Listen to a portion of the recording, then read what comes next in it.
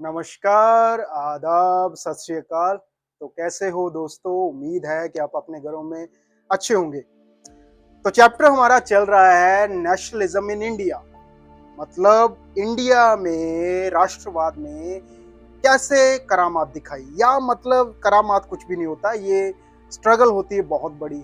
जूझना पड़ा बहुत से स्वतंत्रता सेनानियों को देश को आज़ाद कराने के लिए। तो हमने 2 वीडियोज़ ऑलरेडी जो कर ली है इस चैप्टर की, तो आज हम तीसरी वीडियो लेकर आए हैं। पहली वीडियो में हमने इंट्रोडक्शन किया था और दूसरी वीडियो में हमने देखा कि महात्मा गांधी ने कैसे सत्याग्रह मूवमेंट जो थी उसकी शुरुआत कर दी। मतलब 1916, 17 और 18 में अलग-अलग जगह पर उन्होंने सत्याग्रह शुरू किया। अब जो जवाब है वो अंग्रेज देंगे। अंग्रेज अब कैसे जवाब देंगे, क्योंकि अंग्रेज तो चुप बैठ नहीं सकते, उनको सब कुछ मालूम है कि क्या चीजें चल रही हैं और वो ज्यादा बर्दाश्त कर भी नहीं पाएंगे। तो अंग्रेजों ने फिर अपना स्टेप लिया और वो स्टेप क्या था? वो था रॉलेट एक्ट 1919। अब ये रॉलेट एक्ट क्या है? किस बला को कहा गया रॉलेट एक्ट? ये एक बहुत ही भयानक, एक ब्लैक एक्ट था, बहुत भयानक कानून था। अब इसमें था क्या?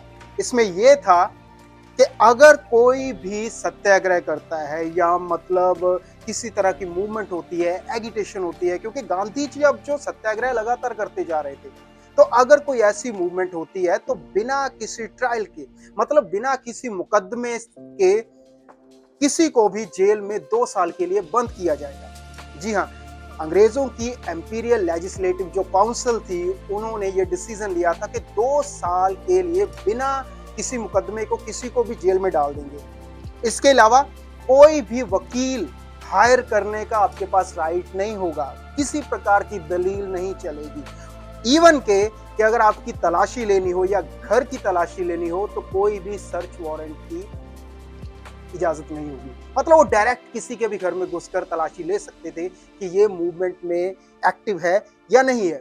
तो ये एक बहुत बड़ा एक्ट था, लेकिन इसे भी अपोज किया इंडियंस ने, महात्मा गांधी ने अपनी सत्याग्रह मूवमेंट को और ज्यादा वाइड कर दिया। अब किसके अगेंस्ट? रॉलेट एक्ट के अगेंस्ट। तो 6 अप्रैल का जो दिन था उसमें एक बहुत बड़ी हड़ताल की गई रॉलेट एक्ट के अगेंस्ट। तो ये हड़ताल लगातार चलती जा रही थी। तभी 13 अप्रैल को, बैसाखी के दिन, एक घटना घटी जो आप में से बहुत से लोगों को पता है, और वो घटना थी जलियांवाला बाग मैसेकर। जलियांवाला बाग एक कांड था जिसमें बहुत से हिंदुस्तानी मारे गए थे। अब वहां पर रीजन क्या था, जलियांवाले बाग में ये घटना क्यों हुई?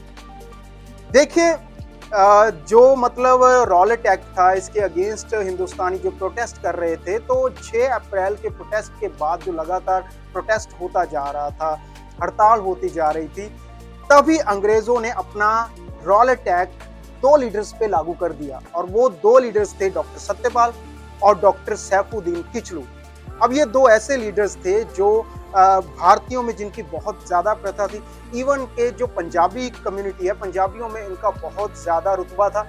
तो अब अमृतसर के जलियांवाला बाग में प्रोटेस्ट कर रहे हैं लोग इस रॉलेट एक्ट के अगेंस्ट।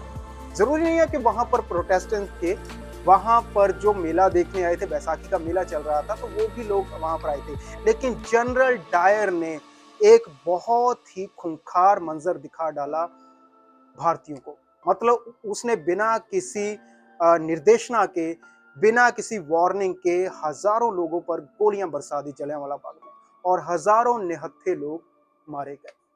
तो ये एक बहुत बड़ा कांड है, ये इसे खूनी बैसाखी भी कहा जाता है। तो ये इतिहास के पन्नों में काले अक्षरों से दर्ज है। तो ये एक बहुत बड़ा इंसिडेंट था। लेकिन उसके बाद क्या हुआ, लोग ज्यादा भड़क गए। इवन अमृतसर के बाजारों में भी दुकानें तोड़ी फोड़ी जाने लगी, बहुत बड़ा प्रोटेस्ट हुआ।